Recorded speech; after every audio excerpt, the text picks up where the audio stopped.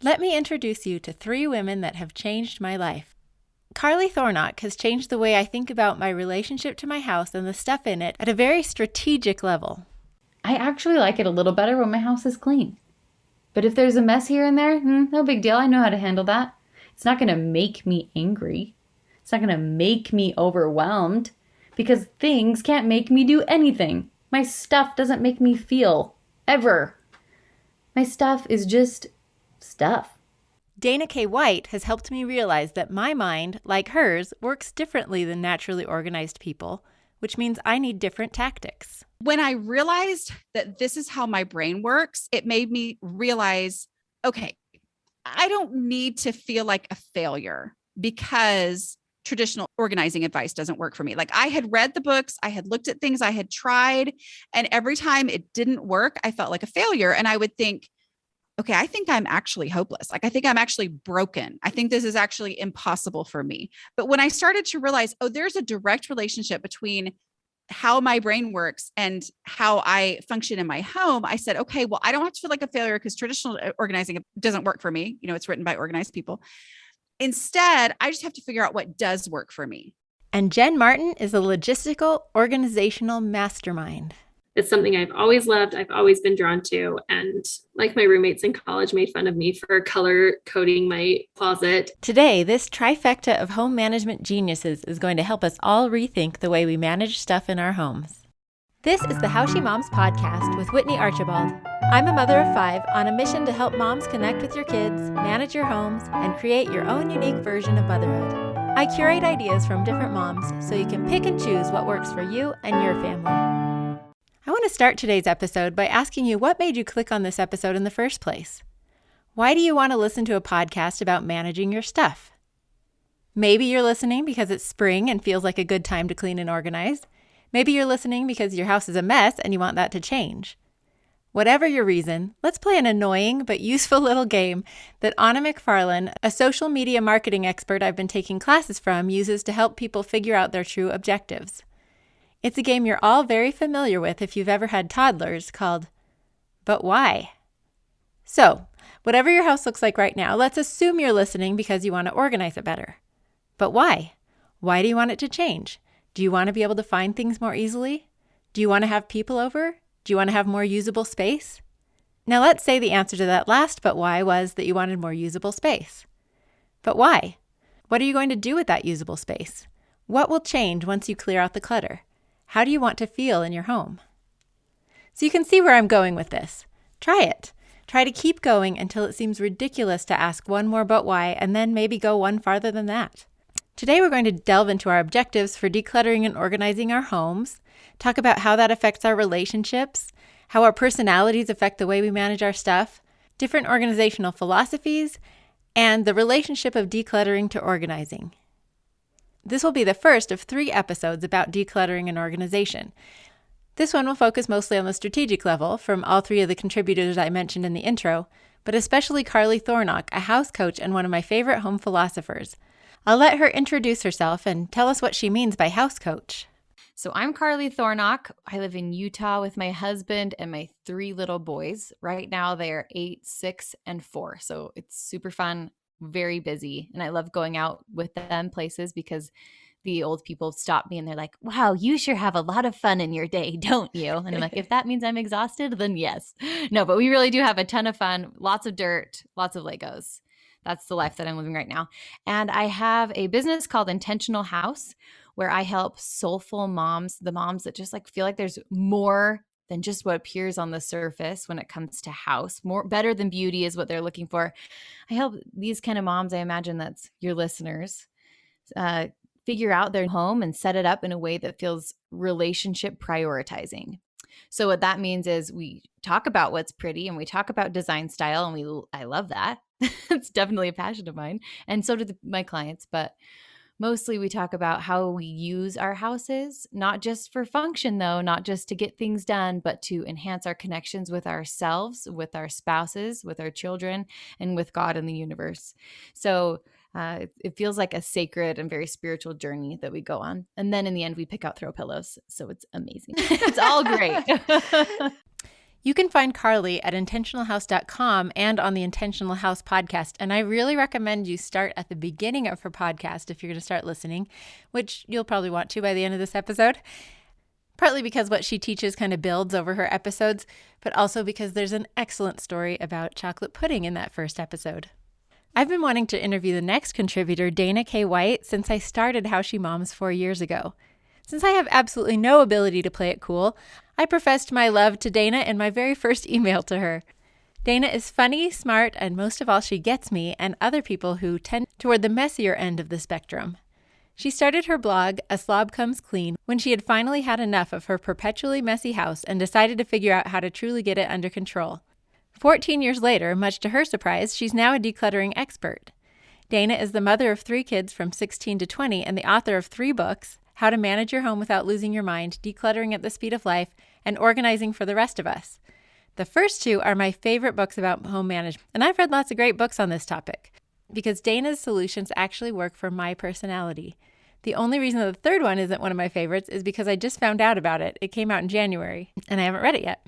You actually probably won't like Dana's books as much as I do if you're naturally tidy, but there are lots of great books out there for you. You'll be just fine.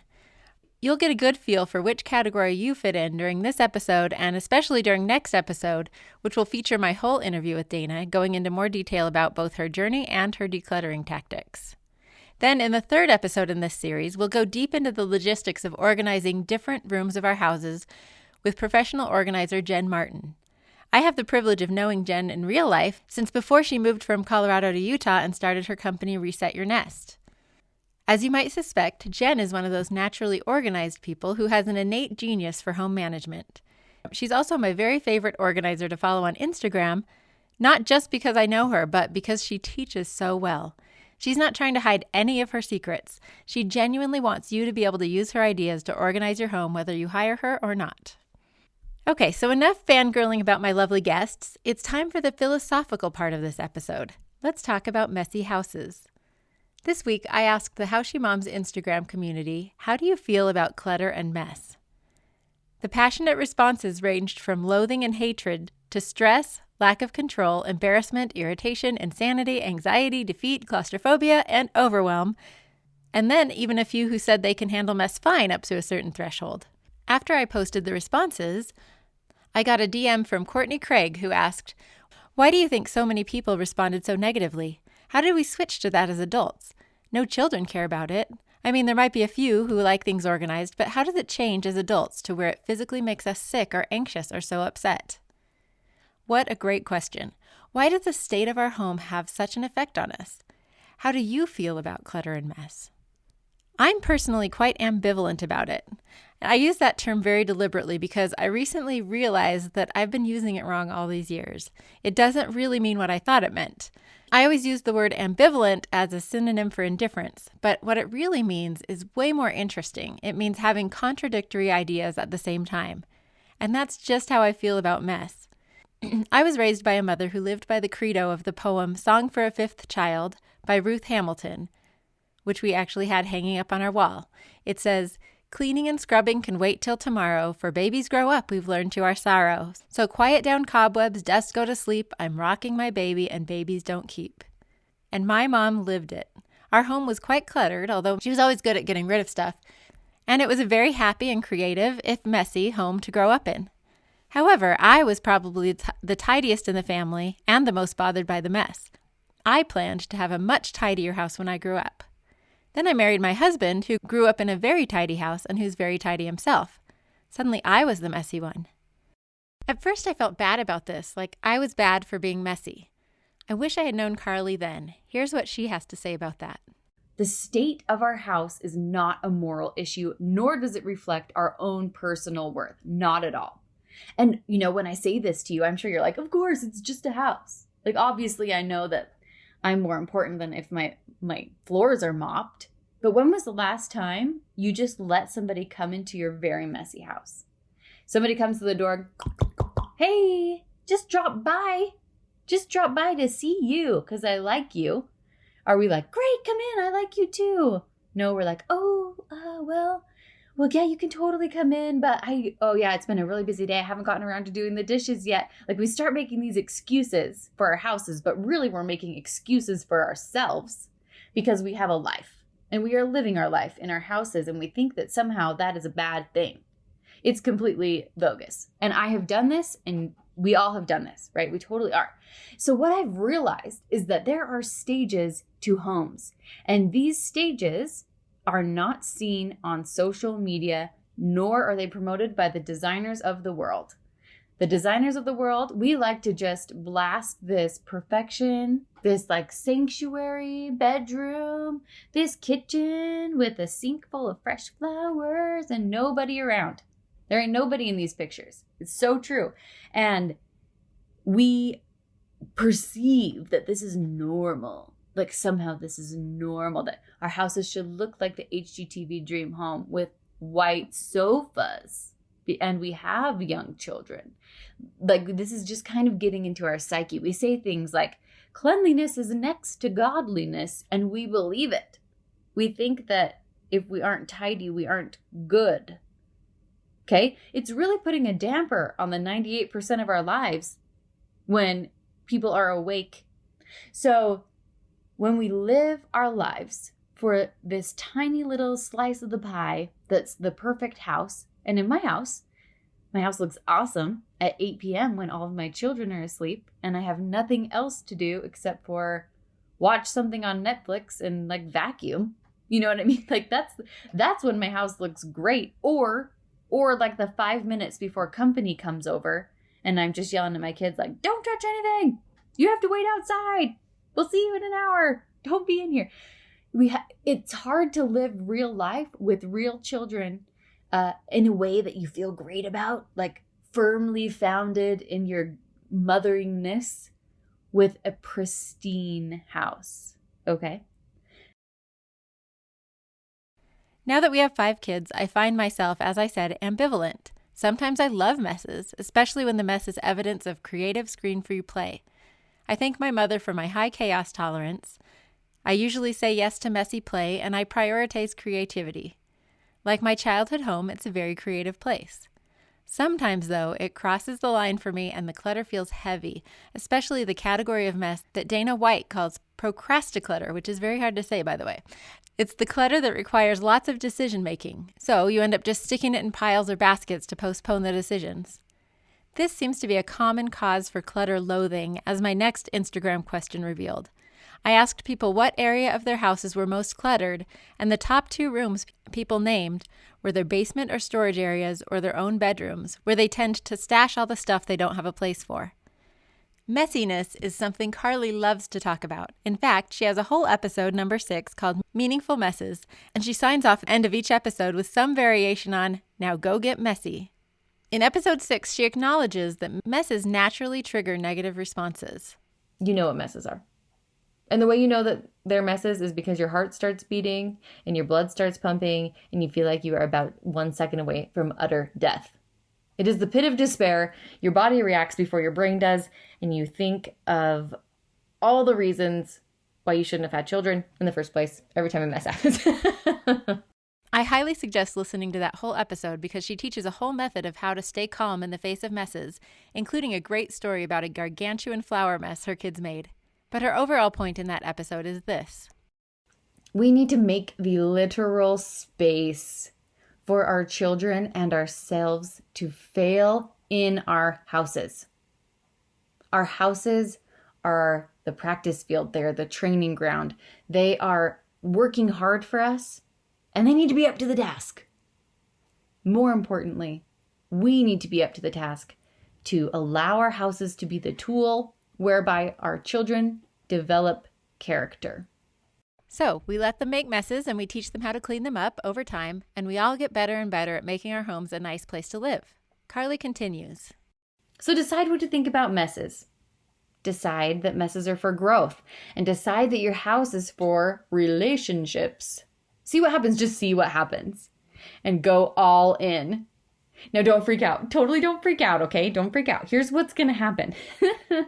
I know in your mind you're like, but if I just give in to messes, Then I'm going to become a mega hoarder. And before I know it, there's going to be 55 dead cats buried under takeout garbage. And tattered rags are going to be left rotting for 23 years under piles and piles of laundry. I promise this is not going to happen. I promise messes are going to have no power over you. I promise that right now they don't have any power over you anyway. But I'm guessing you didn't click on this episode to hear that you should learn to love your messes. I suppose you also want some solutions, and I promise we will get to that. But this is part of the solution, because even as we improve and get tidier, we'll still have messes to deal with. We can get rid of some of that loathing and hatred for clutter just by changing our attitudes. My recommendation would be, as people are navigating, being really aware of why. Like, why do you feel a should? Why are you compelled toward one thing over another? And is it your choice, or is it what you think will get you more worth or happiness? And we have to be really careful to recognize that organizing stuff according to whatever standard is never what's going to produce happiness. Happiness is a choice and can come immediately upon choosing it. And then when we choose to organize in whatever way feels good, it's just a way to love ourselves and to show our children who we are and what we value. One of the reasons I love Carly's attitude about messes is that she has played so many rounds of the but why game we talked about earlier. And I love the answer she came to. And this is the main mission of her company, The Intentional House. The purpose of our home is to build relationships. Our homes are here to serve us in our relationships, not the other way around. What I find with most of my clients now that I'm serving individual is that our house is coming in between us and our relationships with others. And Yes. We're thinking that if only our house was more organized, or if only we had our beds made in a way that was beautiful, or our dishes were done, or we followed the magical formula, then our relationships would be better. But it's completely false, because it's just the stress that we're feeling about our house, and that's a choice. The way we're perceiving our house is what's getting in the way of us and our relationships.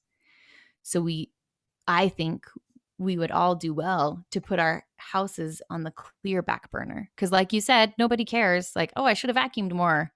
There's Carly. Her house was always dust free. Like, what do I want said at my funeral? What do I want said about me? And when we put our house on the back burner and the people can come into play and come into focus more than we realize, oh, the house is just a tool. Like, every chore and every decision about furniture and every spring cleaning episode can be used to support the relationship. But if we put the house first, then the people are just nuisances. If we're trying to clean the bathroom, and the purpose is to clean the bathroom because we need to have the house that's the certain degree of cleanliness so that we can feel good about ourselves and feel like an adequate person, then the little people who come around and start twirling the toilet brush around their heads are just like a huge nuisance, right? Yeah. But if we put the people first, and the job is not to get the toilet clean, but the job is to love the people, then the toilet brush becomes like this means to the end, where you say, hey, little guy, here's a toilet brush. We clean our toilets because we want to live in a clean place because it's fun and we like it. Here's how we do it. Do you want to try? And then you praise, praise, praise. Nice swirling. That's great. Oh, it stays in the water. You don't want to twirl it around. That's yucky. Can you think of what's on that brush? So it becomes this like dialogue full of patience and teaching a skill and engagement and like entertainment, instead of stress and like, put that down. Oh, that's so gross. I can't do this. Why are you here? Stay in that corner. Don't talk. Don't touch. Where's he? You know what I mean? Like the feeling is completely different when we get our priorities in the right order. But embracing chaos isn't the only way to put relationships first. Relationships also benefit from calm. Recently, a study came out that I just totally was geeking out over. And it says, kids are more creative with a little bit of chaos. If you want creativity, you have a little bit of clutter. You have stuff out. You have things that are engaging their minds. And if you want calm, you have tidiness. So it kind of just depends on what you're trying to help come to pass. Because there are also plenty of studies showing the benefits of tidiness, it's time that we hear from our organizational genius, Jen Martin. That so many studies have been done that your environment impacts your life, your happiness levels, your stress levels, your productivity, your health. They say that an organized home like decreases, there's a study that was done about like weight gain and just overall physical health. The more organized you are, the better you sleep. It improves relationships. And there are studies that are done on just each of those bullet points. So I am definitely a firm believer that it's not just me and like my hobby and love, that I love things to be pretty and organized, but actually the space that we live in really does affect every aspect of it. I didn't go hunting down the specific studies Carly and Jen are talking about because I know I'll be able to find many studies that support all of these claims, just like you can find a study to support pretty much any opinion. But back to my own ambivalent feelings about clutter, I love that both can be true at the same time. Both clutter and order can be beneficial in their own way. We just have to find the balance that works for us and learn the skills that help us create the environment we want. Peace, creativity, growth, connection, security, coziness, beauty, fun. Pick your why. Define your own objectives for your home. Or don't. Okay, come on, now my ambivalence is just getting annoying. But my favorite thing in any interview is when the person I'm interviewing disagrees with my basic premise. That's where the interesting conversations happen. In this case, it was Dana White. I don't think it's necessary to know your why before you get started. I know there are a lot of people who want to talk about the why, and I couldn't have explained the why before. I knew my house was a disaster. Nobody needed to tell me that my life would be easier if my house was under control. I mean, and it was often kind of like when I would say, okay, I need to, I really want to get my kitchen organized. I mean, how do I do that? And they were like, well, if you get your kitchen organized, it'll be easier for you to cook dinner and blah, blah, blah. And I was like, I already know that. Duh. Just tell me how to do it. You know what I mean? Yeah. So I'm always kind of just get started. And as you get started, you're going to start to experience your why, and it's all going to make sense. Like, so I basically am like, anything that is a really great excuse to not get started immediately, I have to put that away and say, no, go ahead and get started. And then you start to understand as you're going through the process. I love this. Whether you can articulate your objective or not, if you hate the clutter in your house, you can just get started. As Dana got going, she identified a simple goal. My goal is just, I want to be able to function. I want us as a family to be able to live the lives that we want to live, like both having people in the home at times and also being able to go do other things without, all this work to be done. Right. Every Saturday. Okay, let's get this house under control. This is what we do for family time. Right. And here's another goal I certainly had never thought about in conjunction with cleaning. To get to know yourself in the most intimate way possible. And to create a relationship that you love, primarily with yourself.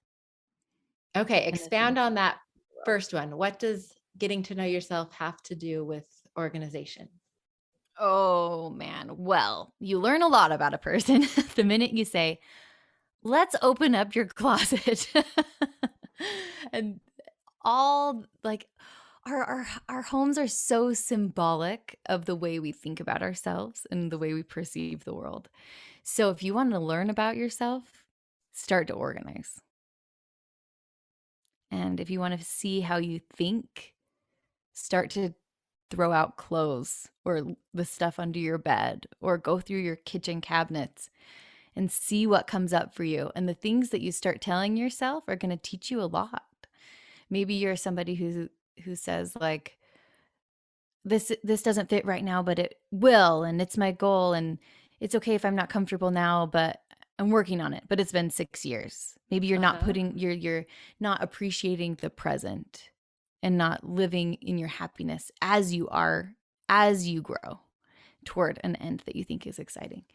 Like those kind of things are like organization is just perfect fuel for us to understand and love and become more intimately connected to our own selves, our priorities, the way we think.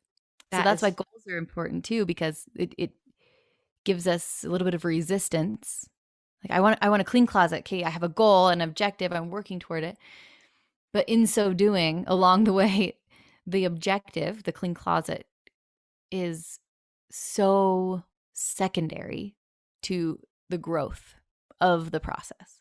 I would add that decluttering and organizing is also an interesting way to get to know your kids.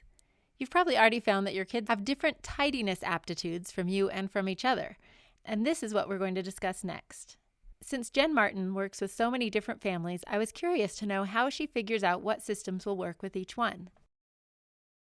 It's such a personal thing because we get into people's homes and we really have to understand their lives. And yes, like their natural inclinations. So not just the systems that they would either like or already have in their homes, whether it's with their kids or their husbands or their morning routine or whatever it is, but also understanding how their organization part of their mind works. So what will be maintainable. Right. And it's just really through a series of questions. Like there are some clients I've had who they know that as pretty as it might look in some of the pictures that I share, to have like all of the items decanted. That's the word we use when we put items in separate, like airtight seal containers, like to have all your nuts or all your snacks in a plastic container. They know that they will never come home from the grocery store and empty all their contents into another separate container. Like that doesn't make any sense to them. And so we don't do that for them. We'll just create a basket for snacks or a basket for nuts, and they just put all of the packaging straight from the store in that bin. So really understanding the clients, what they feel like they'll be able to maintain, and then also understanding their life and what systems will help them the most. It's just a lot of questions. We work really closely with our clients. So we don't just come in and do it for them.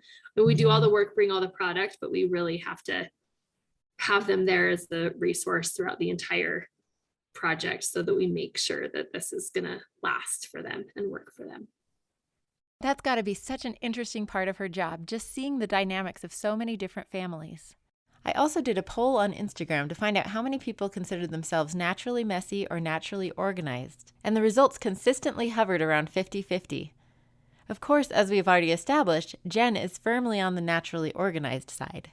It's something I've always loved. I've always been drawn to. And like my roommates in college made fun of me for color coding my closet. And it's always been a way for me to kind of, I think it's for some of us who are a little more anxious, it's how I control a situation or a space. It helps me feel like I'm in control when I know where everything is. And so like when COVID hit, I reorganized my whole house, and that's how I coped with the stress of everything that was going on. So it's definitely something I'm naturally inclined to. I asked Dana White if she thinks our tidiness is impacted more by nature or by nurture. I think that nurture is very helpful, but I also think that the key to successful nurturing is acknowledgement of nature. Because I hear some really tough stories from people who have very difficult relationships with their mother because their mother was just trying to get them to understand from her perspective. For example, with my mom is great, and so she was always very helpful, always tried. But the thing I look back and I realize that would have been more helpful for me is if she had acknowledged that I have a very low clutter threshold.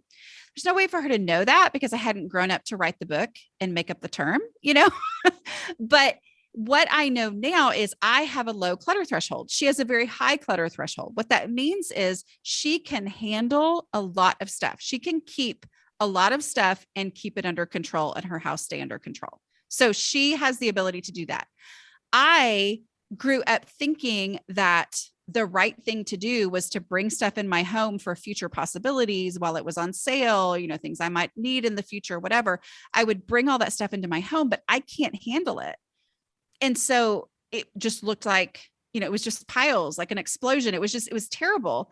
And my house was a disaster because I had more stuff than I could handle. I had too much stuff. And so what would have been helpful would have been if she had known that and just gotten rid of stuff of mine.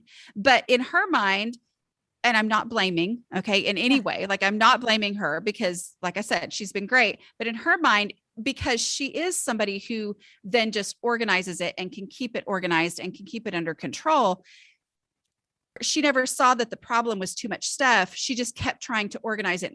And then I couldn't maintain the systems that she would come up with. And so I do feel like there's both nature and nurture in there, but I do think the acknowledgement of nature is the most important part.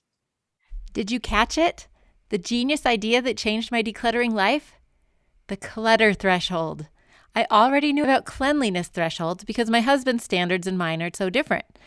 A comfortable level of cleanliness for me is a mess in my husband's eyes, partly because of the homes we grew up in. A clutter threshold, however, is different from a cleanliness threshold. It's not about how much clutter we can tolerate. It's about how much clutter we can manage. Dana defines a clutter threshold as the point at which I have more stuff than I can keep under control. While a cleanliness threshold may have more to do with nurturance, what you're used to and what you were taught is an acceptable amount of mess, a clutter threshold has more to do with nature, the amount of stuff you can successfully manage. This gets tricky when you have multiple people involved, all with different clutter thresholds. After rereading Dana's book, Decluttering at the Speed of Life this spring, I recommitted to not only getting back to my own threshold, but to help my kids figure out their own individual thresholds of how much stuff they can own and keep under control. Part of the reason I love Dana's definition of a clutter threshold is that she's not prescribing how much stuff anyone should have. Because your clutter threshold is very personal, Dana doesn't think we should all have the same standard. We don't have to be true minimalists and pare our belongings and decor down to the bare essentials, but we can if that's what works for us. So let's talk about this. How do you find your clutter threshold? How do you decide how much stuff you want in your house? And how do you decide what to keep and what to throw out? There are a lot of different approaches out there, and there's a reason that there are so many different theories about how much stuff to own, how to decide what you want to own, and what to get rid of, because different philosophies appeal to different people. Probably the most recognizable philosophy is minimalism. Looking online or in magazines, you would think that it was the most popular philosophy. But how many people do you know in real life who are true minimalists, paring down their possessions to the bare minimum with a sleek, bare design style? Here's how Carly defines minimalism. What's so magical about minimalism? Like, what is the draw here? Why do people care to get rid of all of their stuff? Why is minimalism something worth praising? Why are we drawn to this?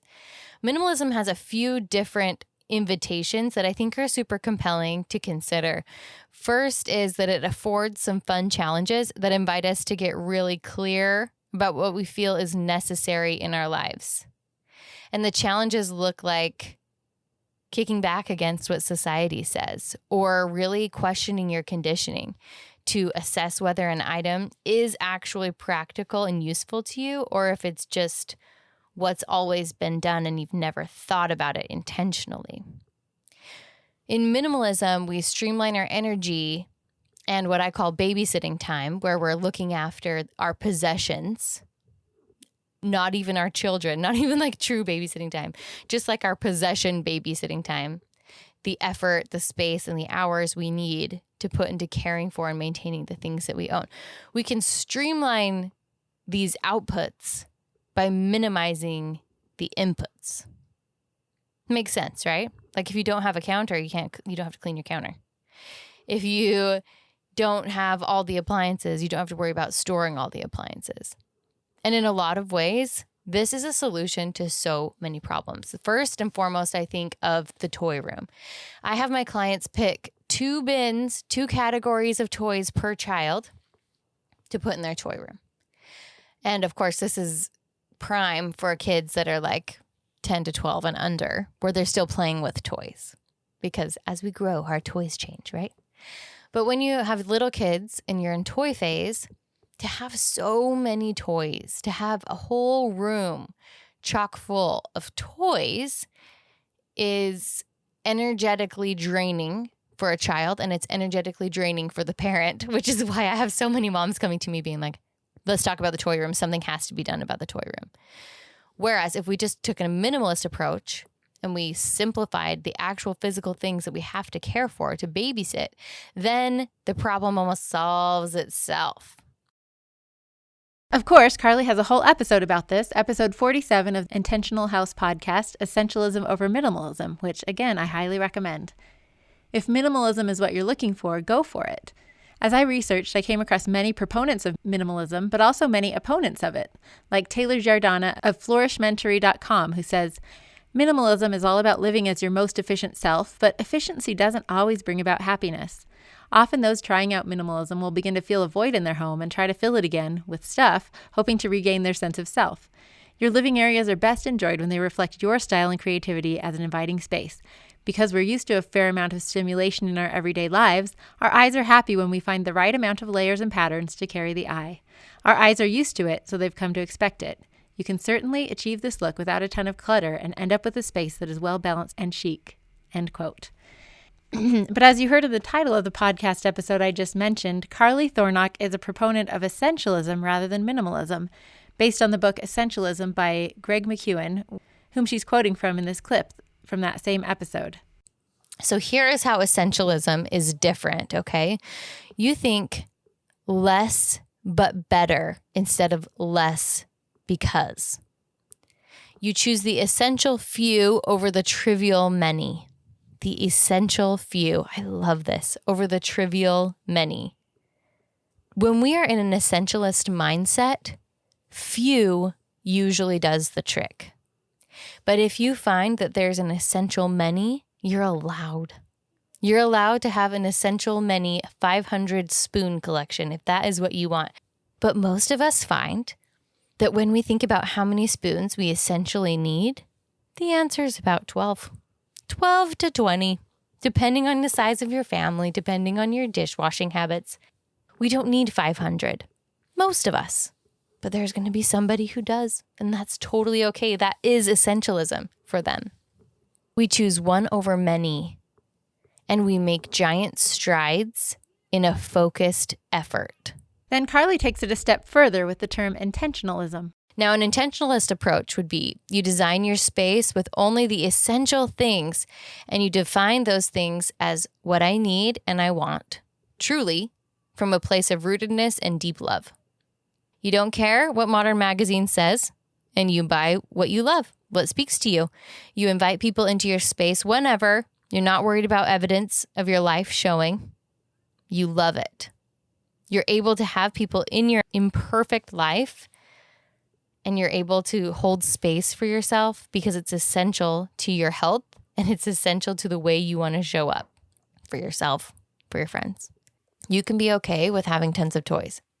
You can manage your mind around loving to have the toys and clean them up and manage everyone helping out, cleaning everything up. Totally. Like you can choose for that to be amazing and love that. Or you can say, no, I don't want this many toys. I don't like this mess. And you get rid of all the toys you don't want to manage. And both of these options are going to be uncomfortable and both of these options are going to be awesome. So it just depends on what you want. You're not going to be a better mom if your kids have 5,000 toys. And you're not going to be a better mom if your kids are happy with 5 toys. Jen applies intentionalism room by room and space by space. The most important thing is to assign the space or the room an intention. So how do you want it to function for you?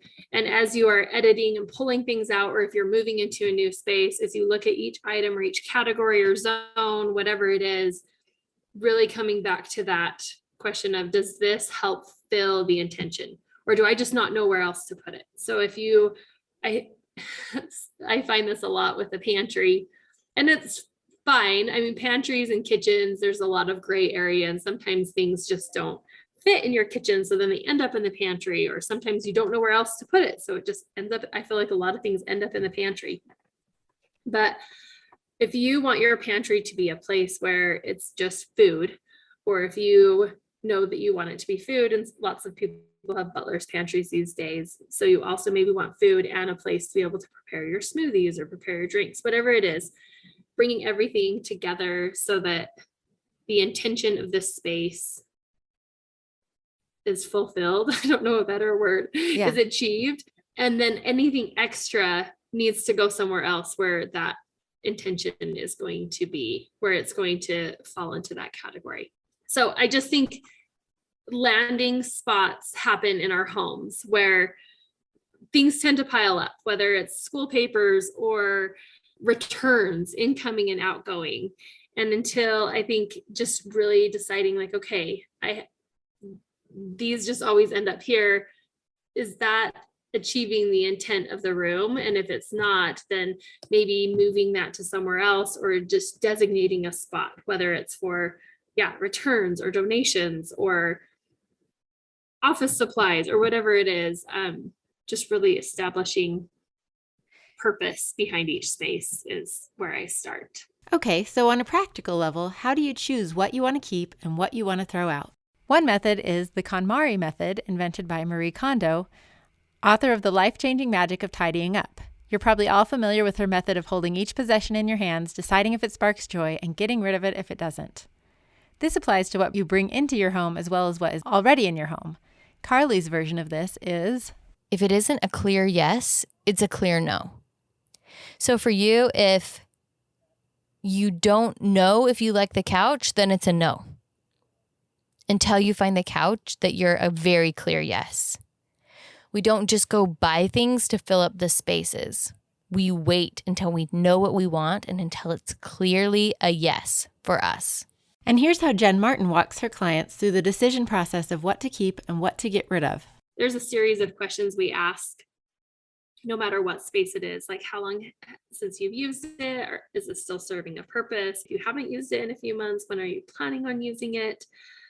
I love the 20-20 rule, which is if it can be replaced in 20 minutes or less for $20 or less, and you haven't used it in a significant amount of time, that's a good rule of thumb that maybe it's okay to just let it go.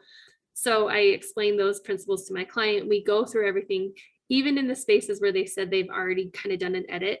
I always hear the comment, oh, I didn't know that was there, that got missed, or they forget. So really, until everything's out and you can see everything just right in front of you, you don't realize how much you have, or I don't know, it just is really eye-opening to get it out there. And so yes, I like to do the edit after we have emptied out the space and really ask those questions about all the items that come out. We do check expiration dates. I like to check expiration dates on pantries, not even because I think that you're going to die if you eat a pretzel that's one day past the expiration date, but because I think it's a sign that it's something that's not getting eaten. And so either put it on, maybe make a bin like to eat now, or let go of it because you know it's not something that's really ever going to be consumed. Another method is the 90-90 rule. If you've not used an item in the last 90 days or don't plan to use it in the next 90 days, get rid of it. I'm assuming this excludes some obvious seasonal items like Christmas decorations, but maybe true minimalists would get rid of those too. Other standard tips from home organizers are to organize your clothing on laundry day before you actually do your laundry. Chances are what's left in your drawers are your least favorite clothes, so it's a good time to pick through them and donate things you don't really like or never wear. I also love the trick of turning all your hangers backwards and then hanging them normally only after you've worn the clothes on them and put them back. In time, you can see which hangers are still backwards to know which clothes you don't really wear. Dana has a 5-step process for decluttering, which we'll cover in detail next week, don't worry. Today, though, we're just going to talk about a few of the steps that apply to choosing what to keep. The easy one is getting rid of what Dana calls declutter, the things that you obviously don't want. These go straight to the donate pile. Easy.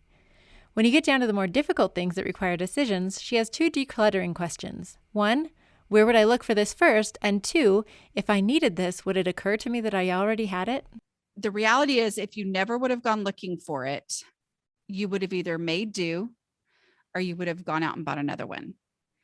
And it would have sat in that closet or that drawer or whatever for however long, and if you would have gone out and bought another one, then you'd have 2 in your house. And so I had to decide that even though now I will remember because I got rid of it, I'll remember, wait a minute, I got rid of this and I just, the thing that I need. Right. I mean, because that happens to all of us. I'm like, Yeah. I had to decide that it was worth it to me to have this space usable, decluttered, functional between now and this hypothetical time when I might need it again, because I had to accept the reality that I would never have even looked for anyways. And then the last step in her 5-step process is applying the container concept. The container concept is that every space is a limit. Like containers, contrary to what I always thought, are not for putting things in. They are meant to serve as limits. They are boundaries. And so any space that I'm working in is its own boundary. So like a drawer doesn't grow because I want to keep more stuff. The drawer is the size of the drawer. And so I pull out my least favorite things until the only things that are left actually fit comfortably in that space, usably. Like I could actually get to what I need to get to and use it without the space, becoming a jumbled mess because I need to get something out of it. So the two parts of that one are, first thing to do is consolidate, meaning put like items together within that space. And by doing that, you're naturally going to reveal, oh, I've got 25 staplers or whatever, and then your brain usually goes, I don't actually need 25 staplers, whatever, and then the last one is just to purge the things that are your least favorite until you only have what will comfortably fit in there. As we wrap up this episode, I want to talk more about the process of managing your stuff. I called this episode How She Manages Stuff because it really covers the top level strategic management step. We've talked about figuring out your true objectives, identifying a philosophy that works for your family and your personality, and figuring out your own rules and standards for what possessions you allow in your house and then allow to stay in your house. Carly would say that we've been working on baking the cake. But the organization and like the beauty and the function, right? They're the icing on the cake. So people often come to me with the cake in mind, right? Uh-huh. So like, I want this beautiful cake and I want it to be pink and 3 layers and have a unicorn on the top. But in order to frost a cake and make it look beautiful on the outside, first you got to crack some eggs and then you put in some flour and then you bake it for a long time.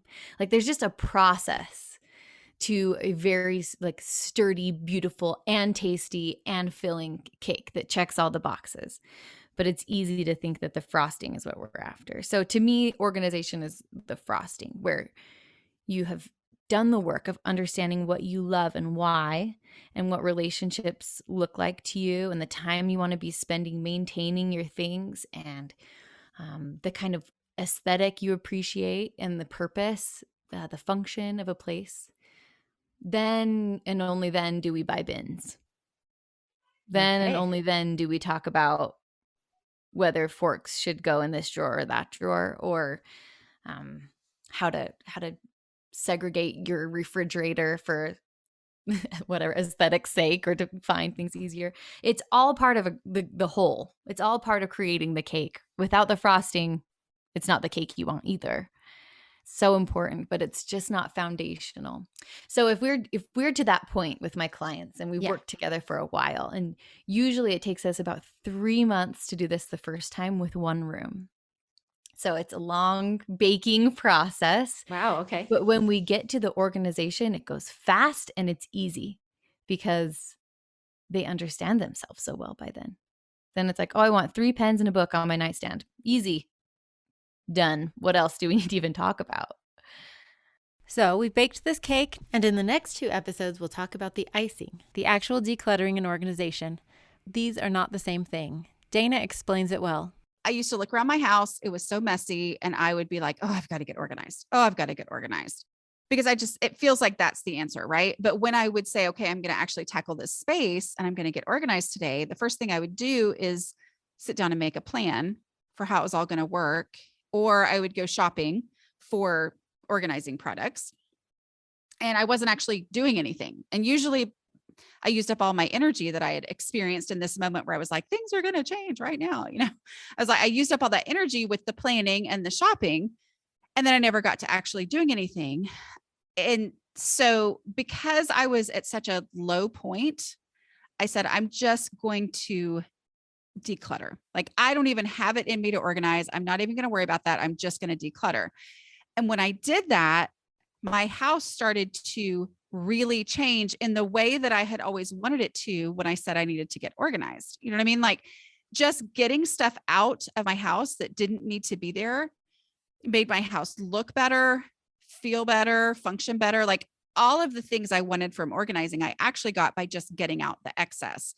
And that's when I realized that decluttering and organizing are not the same thing. And thinking of them as the same thing does more harm than good for someone like me, because it keeps us from getting started. When I say I'm just going to declutter, I'm not going to worry about organizing, I'm just going to declutter, then there is nothing to do before I get started. I just need to start getting stuff out. And when I get stuff out, it immediately improves. And then I really see an impact on my home.